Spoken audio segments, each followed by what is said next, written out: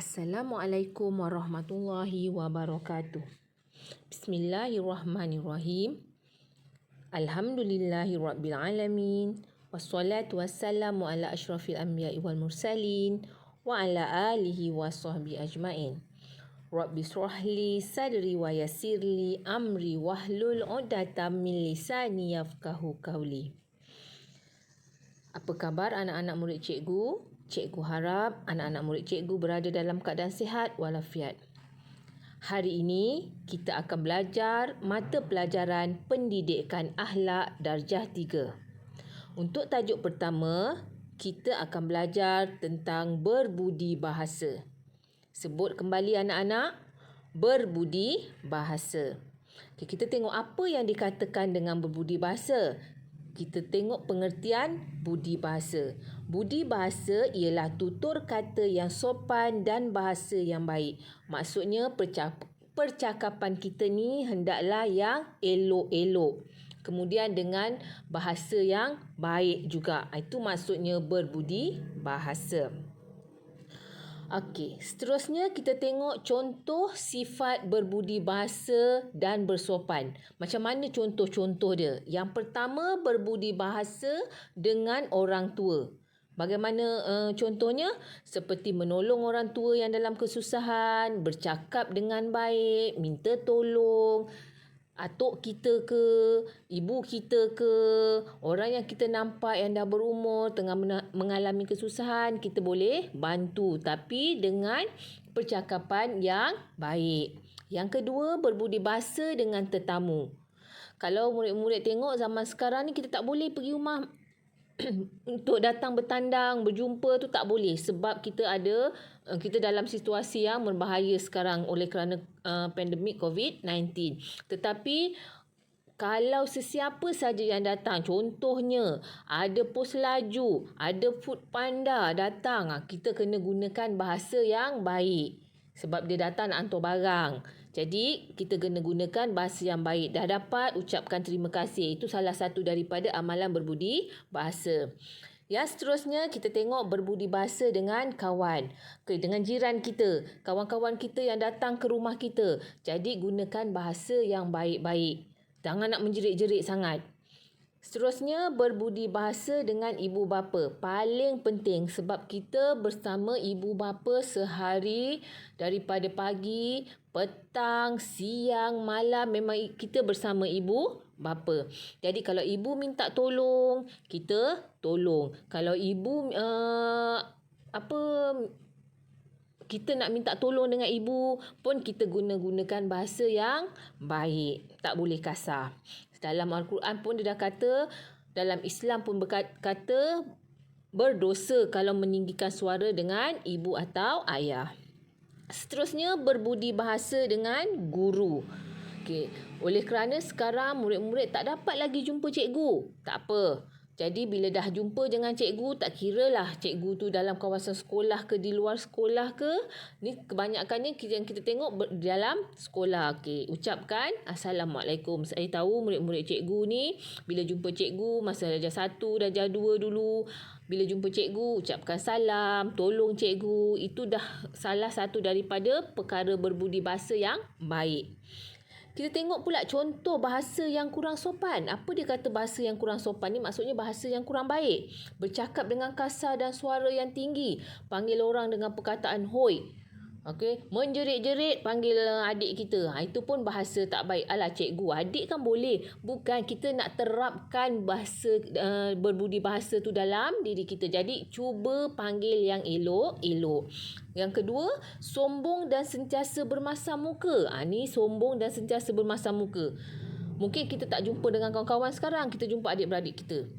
Okey, jadi dengan adik, dengan kakak, dengan abang, jangan bermasam muka. Berdosa kalau lebih 3 hari tak bertegur siapa pun berdosa. Yang ketiga, tidak memohon maaf bila melakukan kesalahan. Maksudnya, kalau kita tahu kita dah buat salah, kita kena mohon maaf. Mohon maaf itulah adalah perkara yang paling terbaik untuk kita jadikan diri kita ini berbudi bahasa. Dan yang keempat, tidak bersyukur bila mendapat sesuatu. Susah sangat nak ucapkan Alhamdulillah. Lepas makan pun kadang-kadang kita lupa nak cakap Alhamdulillah. Doa makan kita baca, tapi bila habis makan kita lupa. Contohnya seterusnya, mak kasih kita barang. Awak nak beli, nak pergi sekolah ni dengan buku, dengan apa, dengan baju, kononnya nak baru. Jadi bila mak dah belikan, ucapkan terima kasih. Itu salah satu cara untuk menerapkan budi bahasa. Seterusnya, anak-anak murid cikgu boleh tengok budi pekerti Rasulullah sallallahu alaihi wasallam. Maksudnya ini antara contoh-contoh budi pekerti Rasulullah yang baik, yang mana menjadikan dia seorang yang berbudi bahasa. Contoh-contoh yang baik banyak sebenarnya, tapi cikgu bagi dalam 15 ni. Rasul seorang yang amanah, kita kena amanah. Rasul seorang yang pemurah, maksudnya mudah bersedekah. Sedekah ni walau sedikit, walau sepusin pun awak masuk dalam tabung masjid ke tabung apa yang untuk benda-benda yang baik, semua Allah kira. Kemudian ikhlas. Kita dah belajar, kita tak tahu, ataupun kawan kita minta tolong, kita dah ajar dia, ikhlaskan. Jangan nak merungut saja. Aku dah ajar kau kena ajar aku balik. Tak payah. Awak dah ajar dia, itu ilmu. Dia dapat ilmu, awak dapat pahala. Seorang yang pemaaf, Rasul seorang yang pemaaf. Kita boleh ikut cara Rasul. Rasul mudah memaafkan orang. Kemudian Rasul juga seorang yang berani. Berani di sini, berani menegakkan agama Islam. Okey, macam kita kena buat, kita kena berani. Kita tak boleh takut-takut. Kemudian Rasul seorang yang adil, Rasul seorang yang jujur, Rasul seorang yang sabar dan bertanggungjawab serta berlemah lembut. Jujur ni contohnya kalau kita nak buat kerja sekolah, cikgu dah suruh buat kerja sekolah, kita yang buat. Minta ajar daripada kakak atau abang atau ibu kita. Tapi kita yang buat. Jangan suruh mak ataupun ayah ataupun adik abang atau kakak yang buatkan untuk kita. Jadi kita susah nak dapat pelajaran tersebut kalau orang lain yang buatkan. Sabar. Ada kerja rumah, sabar. Jangan nak merungut. Contohnya. Dan seterusnya, Rasul seorang yang berkasih sayang. Rasul menepati janji. Rasul juga seorang yang sopan, bertoleransi. Bertoleransi ni maksudnya berlebih kurang. Dan hormat menghormati. Itu antara sifat-sifat Rasul yang perlu ada sebenarnya dalam diri anak-anak murid cikgu. Okey. Seterusnya kita tengok panduan menjaga lidah. Kenapa ada dekat sini panduan menjaga lidah? Sebab dengan menjaga lidah lah tadi kita boleh menjadikan diri kita berbudi bahasa. Yang pertama, bercakap apabila perlu. Okey, bercakap yang perlu saja. Habis cikgu kita tak boleh berbual ke? Boleh, tapi menggunakan bahasa yang baik dan berbual setakat yang tak berlebih-lebihan. Yang kedua, bercakap hal yang baik dan benar. Yang tak baik tu, yang tak benar tu, kita tak payah cakap, biarkan. Yang ketiga, menggunakan bahasa yang sopan dengan minta tolong. Boleh saya minta tolong? Tengok perkataan yang hormat. Yang keempat, jangan bertengkar dan bermusuhan. Okey, jangan bertengkar. Sebab bertengkar atau bergaduh ni satu amalan yang tidak baik. Bukan amalan pun, satu perkara yang tidak baik kalau dia banyak sangat dalam diri kita. Dan yang terakhir, bersederhana dalam bergurau. Maksudnya bersederhana dalam bergurau ni, kalau nak bergurau jangan sehingga membuatkan kita bertengkar. Okey, apa gunanya lidah? Yang pertama, menyebut perkataan yang baik. Gunakan lidah kita sebut perkataan yang baik. Allah, Allahu Akbar, Asmaul Husna tu kita baca. Selawat tajriyah kita boleh baca. Gunakan perkara-perkara yang baik. Yang kedua, memuji Allah Subhanahu Wa Taala dengan berzikir. Berzikir banyak. Contoh-contoh zikir. Alhamdulillah, Alhamdulillah, Alhamdulillah.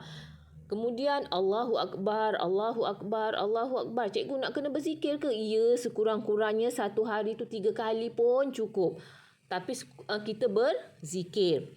Dan yang terakhir, membaca Al-Quran. Cikgu tahu anak-anak murid cikgu semua boleh baca Al-Quran. Membezakan dia adalah sama ada lambat atau cepat. sifat mahir atau tidak. Tapi saya tahu, semua tahu. Nanti bila ada mata pelajaran Al-Quran, cikgu akan tengok macam mana cara bacaan Al-Quran. Kita belajar. Jangan takut. Macam Rasulullah tadi, berani.